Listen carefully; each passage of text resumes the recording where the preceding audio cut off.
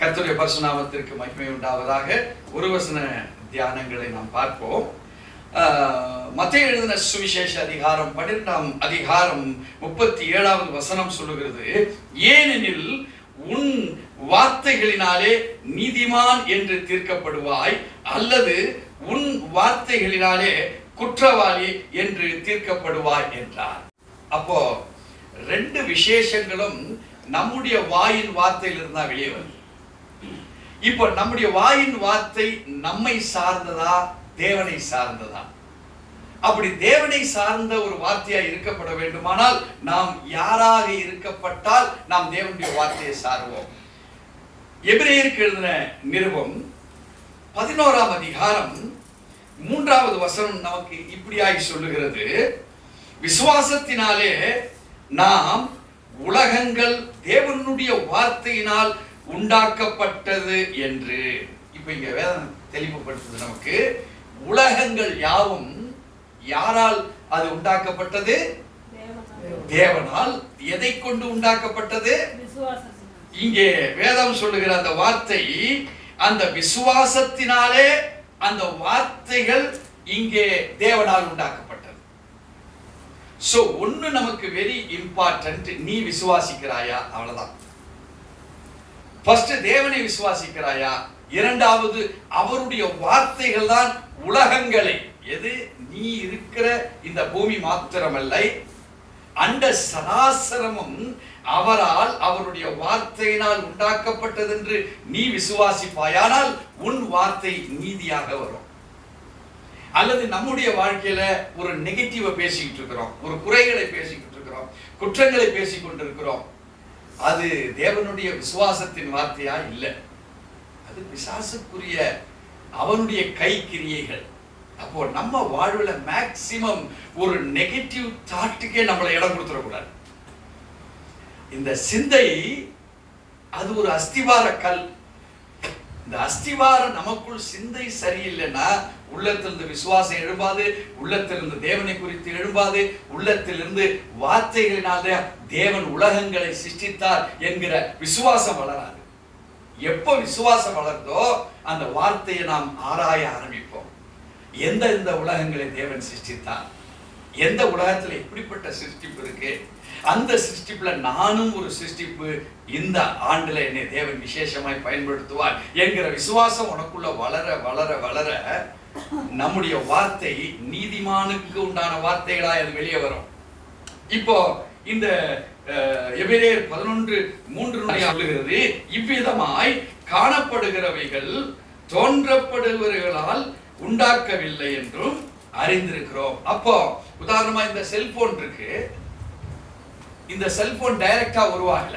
இதுல இருக்கிற சிப்பு, இதுல இருக்கிற பிளாஸ்டிக், இதுல இருக்கிற உலோகங்கள், ஈயம், இப்படிப்பட்ட பலவிதமான காரியங்கள் ஏற்கனவே ஒண்ணு இருந்தது, அதன் மூலமா தான் இது உண்டாக்கப்பட்டது. புரியுதுங்களா? இந்த செல்போனுக்கு உண்டான உபகரணங்கள் எங்க இருந்தது? இந்த பூமியில இருந்தது. ஆனா இந்த பூமி உண்டாக்கப்படுகிற பொழுது இந்த உலோகங்கள் இருந்ததா? இல்லை, அவருடைய வார்த்தையினால் தான் உருவாக்கப்பட்டது. இப்ப நம்ம இன்னைக்கு இந்த விஞ்ஞான உலகத்துல சொல்லுவாங்க, என்னப்பா சாமி சொல்லிட்டு இருக்கிற, என்ன விசுவாசம் சொல்லிட்டு இருக்கிற, அது இல்லை. இத ரொம்ப பழமைக்கு நம்ம போய் பார்க்கணும். ஆதியிலே வார்த்தை இருந்தது, அந்த வார்த்தையே தேவனாக இருந்தது. சோ அந்த ஆதி என்கிற அதை யார் சார்ந்து வாழ ஆரம்பிக்கிறானோ அவன் விசுவாசத்தினுடைய பிள்ளையா இருப்பான். இன்னைக்கு காண்கின்ற யாவும், இன்னைக்கு நீ எதை பார்க்கிறியோ அது எதையோ மூலமாக உண்டாக்கப்பட்டது. எதையோ என்பது எதுவுமே இல்லாவைகளிலிருந்து உண்டாக்கப்பட்டது. இதை யார் விசுவாசிக்கிறனோ அவனுடைய வாழ்க்கை ரொம்ப விசேஷமாக மாறும். நீதிமொழிகள்ல 18ஆம் அதிகாரம் 21வது வசனம் சொல்கிறது, மரணமும் ஜீவனும் நாவின் அதிகாரத்தில் இருக்கும், அதில் பிரயாசப்படுகிறவர்கள் அதன் கனியை புசிப்பார். தேவஜனமே, what is concerned with what, எது எதோடு கூட இணைக்கப்பட்டிருக்கிறது என்கிற ஆய்வு நம்முடைய சிந்தையில் இருக்கணும். எத்தனை பேருக்கு விளங்குது? எது எதை கொண்டு அது உண்டாக்கப்பட்டது என்கிற சிந்தை நம்முடைய மைண்ட்ல இருந்தா we become the researcher. நாம் அதை ஆராய்கிறவர்களாய் மாறுகிறோம். ஆராய்கிற பொழுது ஆதியிலே தேவன் எதை உருவாக்கினார், ஆண்டுகள் பல ஆயிரம் ஆண்டுகள் தாண்டி இன்றைக்கு நடத்தப்படுகிறவைகள் எல்லாம் எதை கொண்டு அது செயல்பட்டு கொண்டு வருகிறது. அன்னைக்கு ஆதாமுக்கு கொடுத்த மூளைதான் இன்னைக்கு நமக்குள் வளர்ந்து வந்திருக்கு. அப்படியா இல்லையா? ஆதாமுக்கு கொடுக்கப்பட்ட அதே அறிவு, அதே ஞானம் தான் இன்னைக்கு உங்களுக்கு எனக்கும் அது வளர்ச்சியில் வந்திருக்கு. ஆதாம் அதை சரியாய் பயன்படுத்தினாரா? இல்லை. ஆனா நீங்களும் நான் என்ன பண்றோம், அதை பயன்படுத்துறோம்.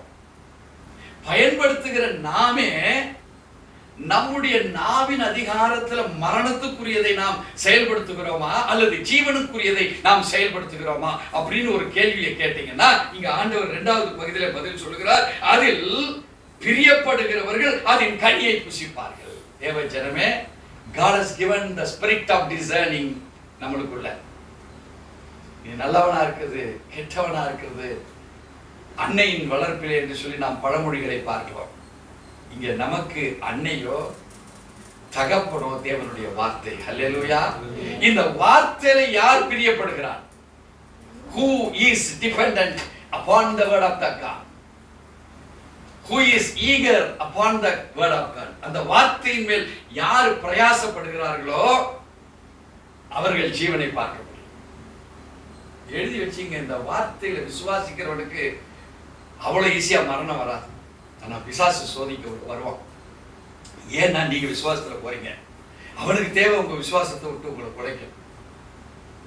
இப்ப ஆண்டவர் சொல்றாரு, இப்படி சோதனைகள் வருகிற பொழுது நீ யாராக இருக்கிற? அதே மத்தேயு அதிகாரத்துல ஒரு காரியத்தை நம்ம பார்க்கிறோம். 8ஆம் அதிகாரத்திலே 9 - 10 வரைக்கும் பார்த்தீங்கன்னா, 100க்கு அதிபதி பிரதியுத்தரமாக, ஆண்டவரே நீர் என் வேற்றுக்குள் பிரவேசிக்க நான் பாத்திரன் அல்ல, ஒரு வார்த்தை மாத்திரம் சொல்லும், அப்பொழுது என் வேலைக்காரன் சொஸ்தமாவான். அருமையான தேவச்சனமே, he proclaims Jesus, just you proclaim your word. அவன் ஒரு பிரகடனப்படுத்துறான் இயேசு கிட்ட, நீங்க உங்க வார்த்தையை பிரகடனப்படுத்துங்க. எத்தனை பேருக்கு விளங்குது? அவர் வார்த்தையினாலே வானங்களை அவர் சிருஷ்டித்தார், உண்டாக்கினார். சோ இதையே உண்டாக்கினார்னா இதுக்குள்ளதான ஒரு மனுஷனுடைய வித்து உள்ள இருக்கு, இதுக்குள்ளதான தங்கம் இருக்கு, இதுக்குள்ளதான வெள்ளி இருக்குது. அப்ப அவர் சொல்றாரு, நீங்க வார்த்தையை சொன்னா போதும், பிரகடனப்படுத்தினா போதும், என் வேலைக்கார சொஸ்தமாவும். பாருங்க, 100க்கு அதிபதி அவன் எதெல்லாம் வச்சிருந்தானோ எல்லாத்த காட்டிலும் ஒரு ஸ்பெஷல் வச்சிருந்தான். தேவனுடைய வார்த்தையின் மேல் ஒரு அபார நம்பிக்கை. இவன் அவனுக்காக சொஸ்தமாகும்படி தேவனிடத்துல வரல, அவன் வேலைக்கார எங்கேயோ தூரத்துல படுத்திருக்கிறான் உடம்பு சரியில்லாம. இதுல இருந்து என்ன தெரியுது? உங்களுக்கு மாத்திரம் நீங்க கேட்டா கொடுக்கிற தேவன் அல்ல, நீங்க விசுவாசித்து எவனோ விசுவாசம் இல்லாத ஒருத்தன் படுத்திருக்கான் பாருங்க, அவனுக்காக உங்க விசுவாசத்தில் நீங்க கேட்டீங்கன்னா தேவன் அந்த மரணமா அது ஜீவனா நீ எந்த நோக்கத்துல கேட்கிறியோ அதை அவர் பிரகடனப்படுத்துவார். அல்லேலூயா. ஆகவே இந்திய நாளில் இருந்து நாம் தேவனுடைய வார்த்தையின் மேல் நம்முடைய விசுவாசத்தை கேட்டோம். ஏன்னா அத்தனையும் இந்த வேதாகம புத்தகத்துல நமக்கு ஆணித்தனமாய் ஊர்ஜிதமாய் இதிலே அவர் கொடுக்கப்பட்டிருக்கு. இதை விட்டுட்டு காசுக்காக, பொருளுக்காக, அந்தஸ்துகளுக்காக இந்த வாயின் வார்த்தைகளை மரணத்துக்கு நாம் விட்டு போட வேண்டாம், அல்லது இழிவான ஒரு காரியத்துக்கு உங்களை விட்டு போட வேண்டாம். அவன் எனக்கு மதிப்பு கொடுக்கலையே என்பதற்காக ஒரு துரோகத்தை நாம் பிசாசுக்கு அடிமைப்பட்டு நம்மை நாமே விட்டு போடுகிறோம். அல்லது எனக்கு அவன் கொடுக்க வேண்டியதை கொடுக்கல அப்படி என்பதற்காக ஒரு வெறி உண்டாகுது, மனதுல ஒரு கசப்பு உண்டாகுது. தேவ ஜனமே, உனக்கென்று வைத்திருக்கிற அந்த விசுவாச வார்த்தையின் மேல் நீ கட்டப்படுகிற வீடா இருப்பாயானால் உன்னை எத்தனை ஆண்டுகள் உன்னை வாழ வைக்கிறான்னு இன்னைக்கு நீங்க டெஸ்ட் பண்ண ஆரம்பிங்க. இன்னைக்கு நீங்க டெஸ்ட் பண்ணுங்க, வேற எது வேண்டாம். மத்தவன் கசப்பை உண்டு பண்றான், மத்தவன் எனக்கு காசு கொடுக்கல, மத்தவன் என்னை மதிக்கல, மத்தவன் எனக்கு செய்ய வேண்டிய குடும்ப மரியாதையை செய்யல, என்கிட்ட போன் பேசும்போது என்கிட்ட வேற மாதிரி பேசினா, இதெல்லாம் தூக்கி போட்டுருங்க. இந்த வார்த்தைகள் மரணத்துக்கு உண்டானவைகள். சோ தேவனுடைய ராஜ்யத்தை கட்டுவதற்காக கிறிஸ்தவன் விசேஷித்த அழைப்பு.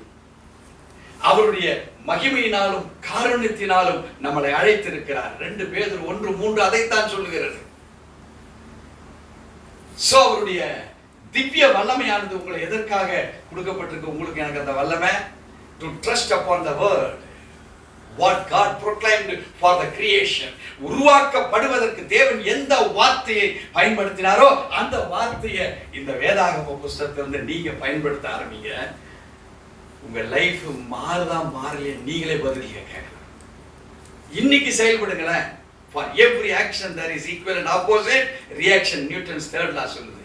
ஆனா ஆண்டவர் சொல்லுகிறார், நீங்கள் இப்பொழுது இருக்கிறதை பார்க்கிற 1000 மடங்கு உங்களை ஆசீர்வதிக்கும்படி உங்கள் தேவனாகிய கர்த்தர் உங்களுக்கு சொல்லியபடி ஆசீர்வதிப்பார். எதை சொன்னாரோ, எந்த வசனத்தை கொண்டு சொன்னாரோ அதை கொண்டு உன்னை செய்வார்னு சொல்லுது வேதம். அல்லேலூயா. கர்த்தர் இந்த வார்த்தையின்படி செயல்படுகிறவரை அவர் ஆசீர்வதிப்பாராக. ஆமென்.